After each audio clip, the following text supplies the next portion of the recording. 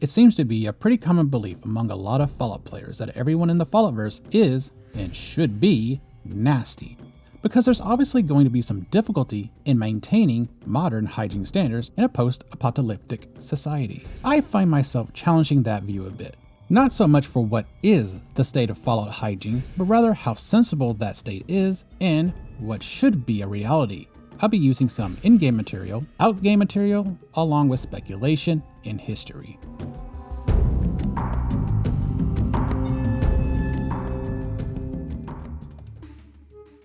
So let's break this all up a bit into a few categories. Bodily hygiene, which includes bathing and washing your hands, along with body soaps and shampoo. Dental hygiene, cleaning one's teeth from plaque and using breath fresheners. Laundry hygiene, simply removing the dirt, grime, and mystery fluids from clothing. Bonus if it doesn't smell like hatred. This is an extremely basic view of hygiene, but it does give us an easy to follow roadmap as we go through this video. First, we do need to establish that there is a definite advantage difference between people who live in established towns and those who live in individualized family farm homes, or wanderers. We're going to focus primarily on towns, as there's far too many independent variables for the other groups. Let's begin. Let's look at basic body hygiene. The common belief is that most people are dirty due to the lack of access to modern conveniences of running water, soap, and shampoo. As I said, we're focused on people who live in established cities. Townies have an advantage of developed infrastructure, which can include running water and potentially develop hygienic products like soap and shampoos. Not all of this is assumption-based. Let's look at Megaton. For all its criticisms, it does have two important things going on. For one, it has running water and a purifier. Two, it has a communal restroom area with toilets and tubs. This alone is very strong evidence of bathing. Now, not everywhere is Megaton. Plenty of towns and games omit specific details due to them not being a design priority. Often, the lore of an area is far larger than what's in-game. An example, Vault 13 had about 1,000 people or so, but in-game only a few NPCs appear. So, even if it's not present in a game, one could expect cities to have running water or at least access to water in general. A city would need water to survive, and if they have water, they can benefit from similar conveniences of bathing. Perhaps not as grandly as turning on a tub or shower, but even rubbing a wet piece of cloth across their nasty selves would be a form of bathing. Bathing in such a primitive manner is not the craziest consideration, though there are people who think otherwise. Perhaps because modern conveniences are all we've ever truly known. But human civilization has existed for thousands of years, and people have found ways to treat their hygiene. Ancient societies bathed, particularly the Roman and Greeks. But there are those who feel that the Middle Ages are more comparable to Fallout. But even then, according to some sources, bathing was somewhat of a common practice, though not nearly as frequently as today, or possibly even as the Roman times. Still, according to these sources, bathing was practiced even among the peasants. Mind you, they could not afford private baths. But there were public bathhouses, and some of those bathhouses were rife with prostitution. There's that. In addition, some peasants would try to heat water at home, or simply clean out the grime in natural water sources. Soap is another consideration. Still stuck on history, soap is really old. As early as 2800 BC, the Babylonians had developed a form of soap, or Egyptians around 1500 BC. There's even written guides for it. In its most simple form, soap is animal fats boiled with wood ashes. There are some variations that may use salt to harden the final product and herbs to make the soap smell better. Today, it's less common in first world countries to use animal fats, preferring other fats like vegetable oil. But it still occasionally happens. If your soap has tallow written in the ingredients section of the box, it's using animal fats. It should be noted that while the history of soap is very ancient, bodily use for it is more recent, in the 19th century. I'll get to what they use soap for a bit later. Ancient Greeks and Romans preferred to bathe in oils like olive oils and would scrape off the material with a tool called a strigil.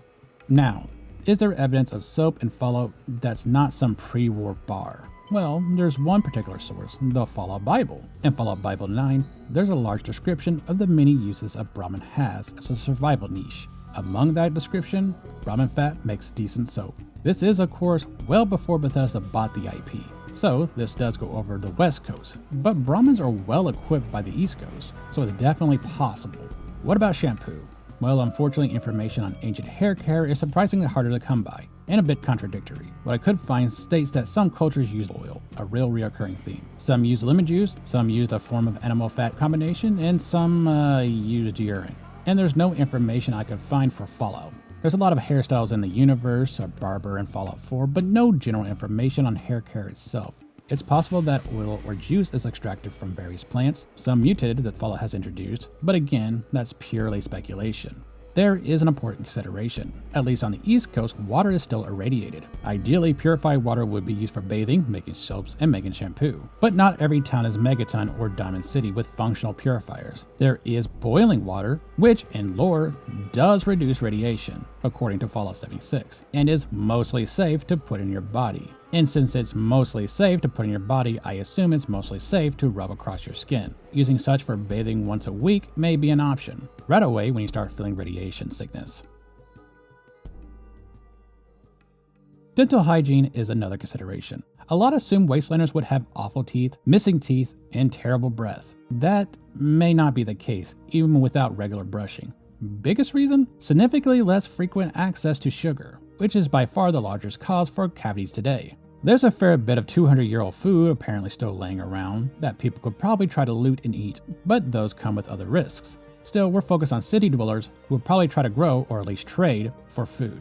So Fallout 4 has a slight contradiction with the discussion of dental care. However, this contradiction also supports my view on differentiating between city dwellers and non-city dwellers.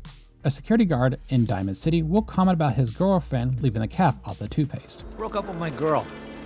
She kept the cap off the toothpaste. Know who does that? A synth. And a railroad agent will comment on your plentiful teeth having self. You from one of those vaults? You got too many teeth to be a scaver. It should be noted that a scaver is a scavenger. Basically someone who travels the waste and collects a bunch of stuff, likely to sell or hoard. Probably someone who doesn't get much downtime to care about their own health. Maybe even loot those 200-year-old sugary stores.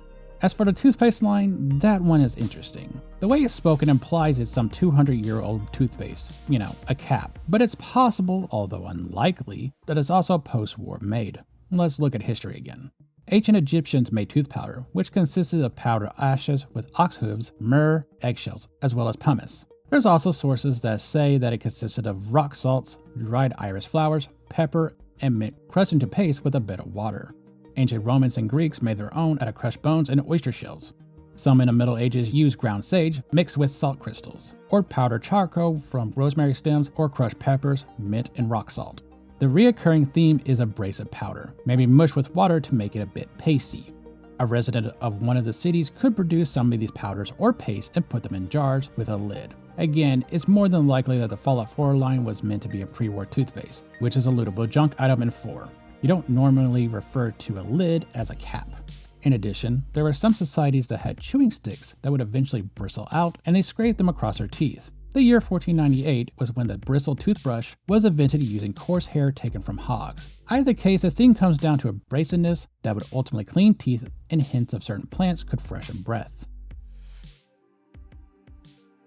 Laundry hygiene is often overlooked. Cleaning whatever fluids and grime that comes in contact with your clothes is pretty important due to the pathogens they may carry. Unsurprisingly, there's very little, if anything, out there on wastelanders cleaning their clothes. It's generally not considered important for gameplay material, so time to look at the past again and what technology could apply. Ancient laundry obviously lacked washing machines. Early civilization washed off grime in natural water sources. There's a lot of beating clothes, twisting them, slamming them against rocks. Some tools came along, like washing beds, that help beat the crap out of your clothing. One important invention helped: soap, the combination of animal fat and ashes. Remember how ancient soap wasn't really used for cleaning skin? One important use was cleaning clothes instead. Other possible cleaning agents include natron and, urine.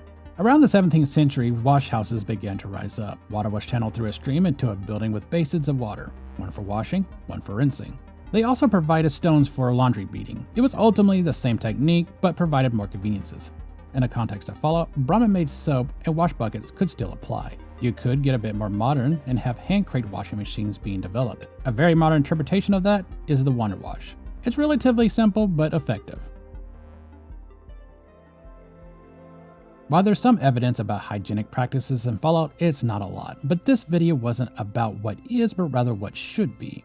Overall, I would like to see Fallout games apply more ancient techniques to bring their town-dwelling people a bit of comfort. It can still feel archaic while giving them conveniences. Let them do beaten laundry. Let them have communal bathhouses. Heck, maybe you meet a crime boss there. Show them using Brahmin fat to make soap, or mute fruit to wash their hair.